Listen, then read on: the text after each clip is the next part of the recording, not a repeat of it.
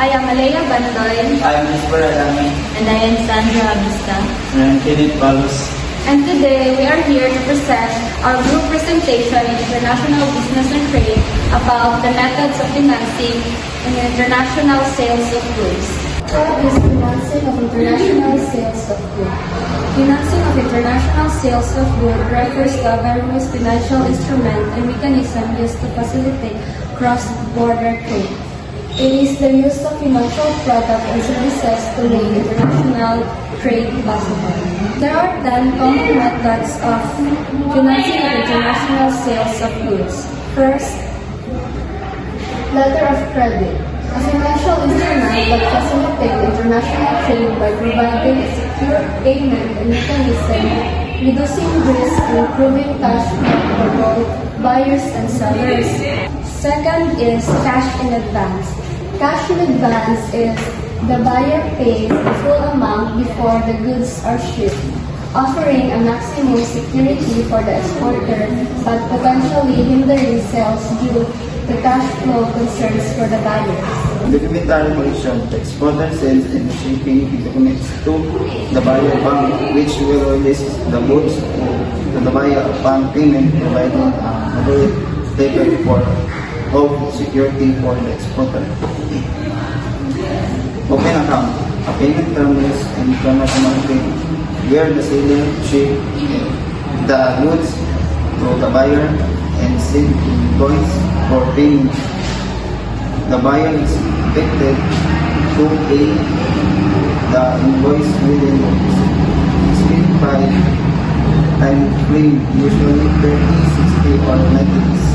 Now I will be discussing about factoring, a financial transactions in which a business sells its accounts receivable to a third party company known as a factor at a discount. The factor then collects payment from the customer and pays the business discount amount. Finance factoring refers to the business purchasing debts from clients at a discount to make a profit from their collection. It is the act of selling the right to collect receivable or a percentage of their profit. Next is forfeiting, a type of financing that involves the purchase of the company's accounts receivable by forfeitor without recourse to the seller.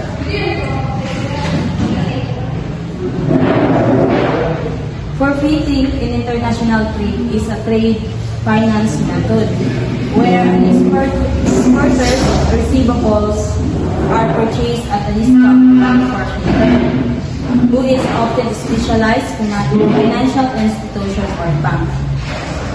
This allows exporters to get immediate cash and transfer the rest of non-payment from an importer to the forfeitor. Next is leasing. Leasing, a financial arrangement where one party uses an asset owned by another party for a specified period of time in exchange for regular payments. This does not have ownership of the asset but has the right to use it for the duration of the lease.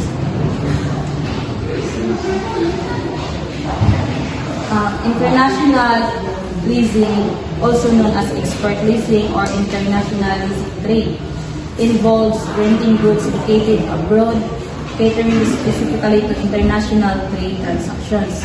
It combines commodity credit and financial credit and is jointly participated by lessors, leases, suppliers, and the financial community. In essence, a leasing company purchases goods desired by importer from the exporter and then lease these goods to importer. And improve their supply chain efficiency. It involves a third-party financer providing funding to a buyer supplier's team, enabling them to receive early payment for their goods or service. And the next is bank guarantees. A type of financial guarantee issued by a bank on behalf of a customer to a beneficiary. It's a promise by the bank to pay a specified amount of money to the beneficiary if the applicant fails to fulfill their obligations. And the next is expert credit insurance. Expert credit insurance is a type of insurance that protects experts against the risk of non-payment by foreign buyers. Methods of financing of international sales of goods plays a crucial role in facilitating global trade. The various financing methods available such as letter of credit, factoring, cooperating, leasing, invoice financing, supply chain financing, bank guarantees, and export credit insurance, offering businesses flexibility and security when engaging in international trade. These financing methods help mitigate risks associated with international trade, such as non-payment, currency fluctuation, and political instability. By providing this access to financing, businesses can increase their competitiveness, expand their global reach, and improve their cash flow management. And that's our group presentation in International Business and Trade. Thank you and God bless.